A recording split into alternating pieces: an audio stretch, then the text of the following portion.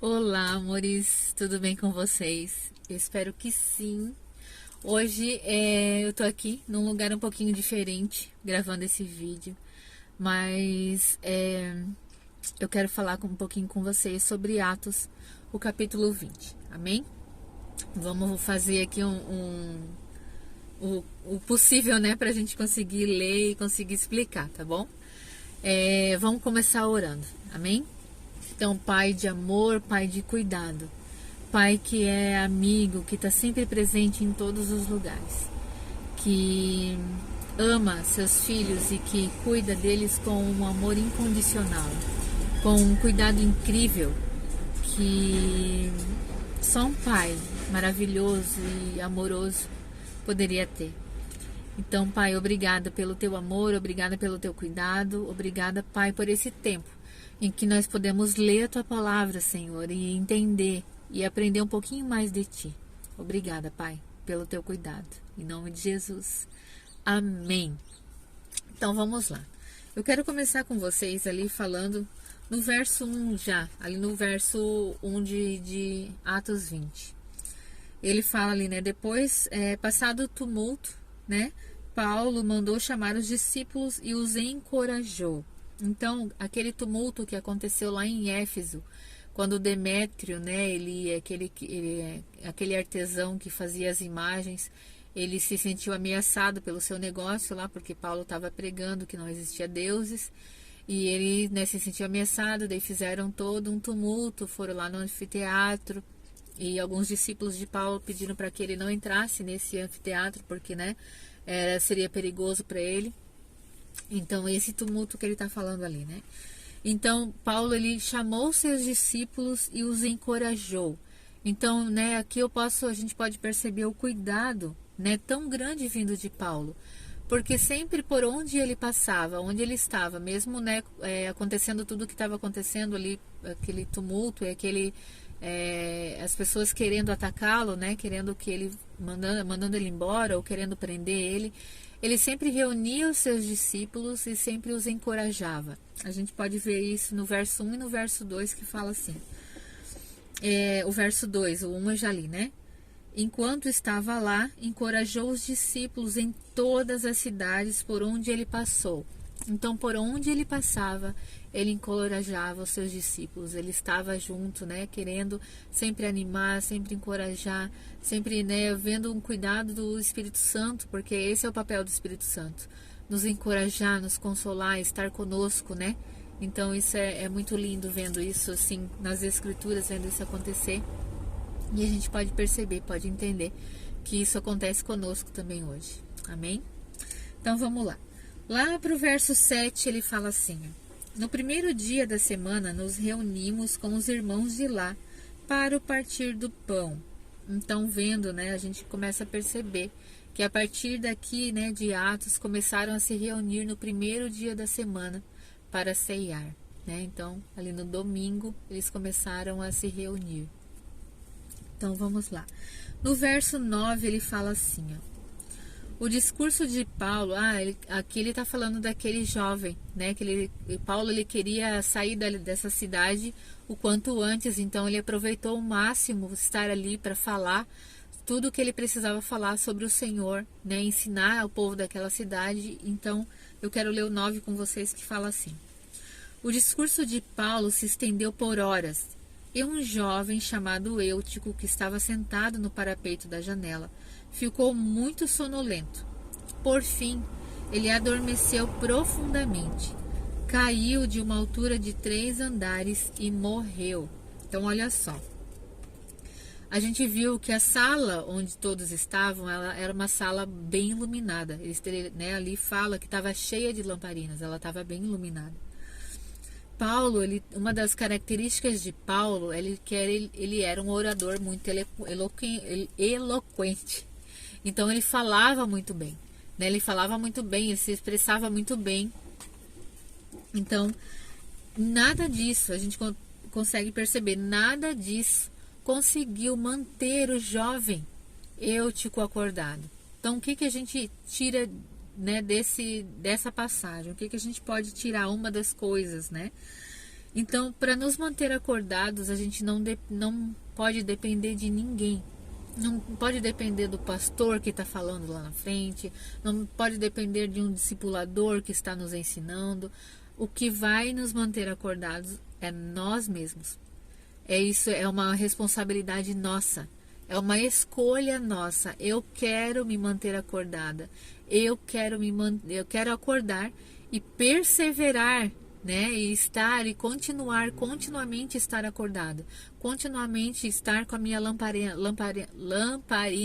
hoje está difícil, com a minha lamparina acesa, né? É minha responsabilidade trazer o óleo, é minha responsabilidade estar ali querendo isso, né? Querendo buscar, querendo mais do Senhor, querendo, né?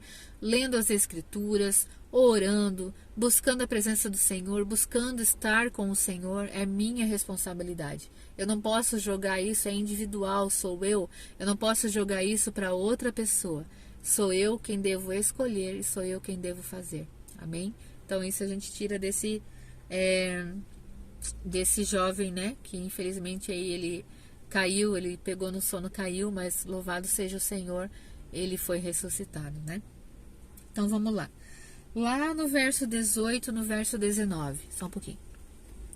No verso 18 ao 21, na verdade, ele fala assim: Quando chegaram, ele lhes disse: Vocês sabem que desde o dia em que pisei na província da Ásia até agora, fiz o trabalho do Senhor, humildemente e com muitas lágrimas. Suportei as provações decorrentes das intrigas dos judeus e jamais deixei de dizer a vocês o que precisavam ouvir, seja publicamente, seja em seus lares. Anunciei uma única mensagem tanto para judeus como para gregos. É necessário que se arrependam, se voltem para Deus e tenham fé em nosso Senhor Jesus. Então não deixem de anunciar Jesus, não deixem de falar sobre Jesus aonde vocês estiverem, aonde vocês forem, falem de Jesus. Deem testemunha de Jesus. Amém? E o verso 22 fala assim: Agora, impelido pelo Espírito, vou a Jerusalém. Não sei o que me espera ali, senão o que o Espírito Santo me diz. Em todas as cidades que tenho pela frente, prisão e sofrimento. Olha só, uma coisa importante. O Senhor, ele não deixa de avisar os seus filhos o que vai acontecer. Quais são os planos dele? Ele não deixa nunca os seus filhos andarem nas trevas, andarem no escuro. Ele sempre avisa. Então a gente precisa estar atento ao que o Senhor está nos comunicando. Amém? Então vamos lá. No verso 24 e no verso 25 fala assim: Mas minha vida não vale coisa alguma para mim, a menos que eu a use para completar minha carreira e a missão que me foi confiada pelo Senhor Jesus, que é dar testemunho das boas novas da graça de Deus. Então, olha só, Paulo, como a gente já sabe, né, ele das prisões, que ele já sabia das prisões que esperavam, então ele avisou a todos que eles não veriam mais, para que eles se fortalecessem no Senhor, que era, né, agora uma responsabilidade deles se fortalecer no Senhor.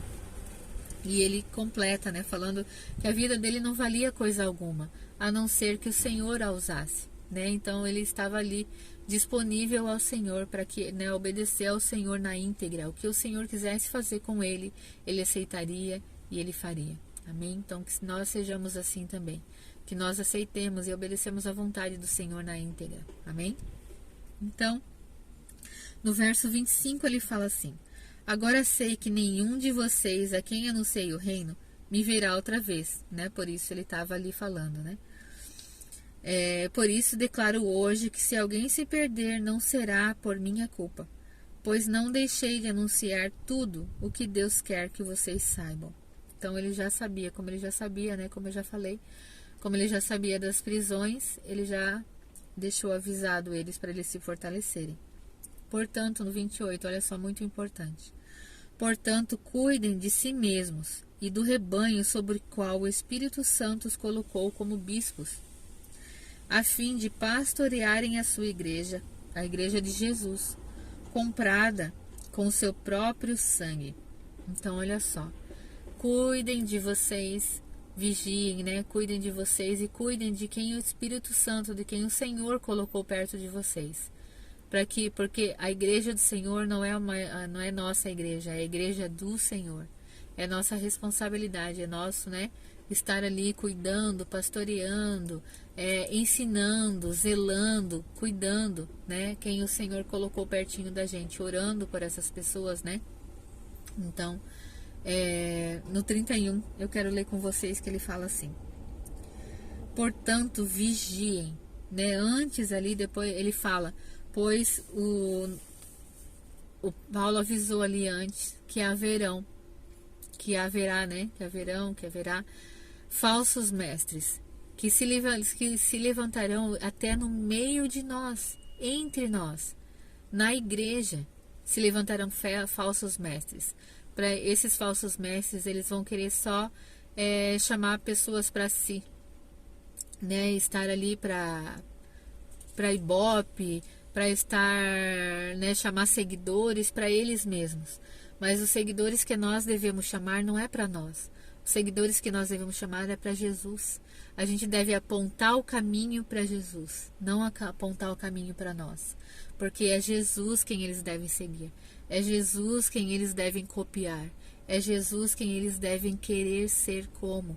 Né? A gente deve apontar o caminho para essas pessoas, para Jesus. Amém?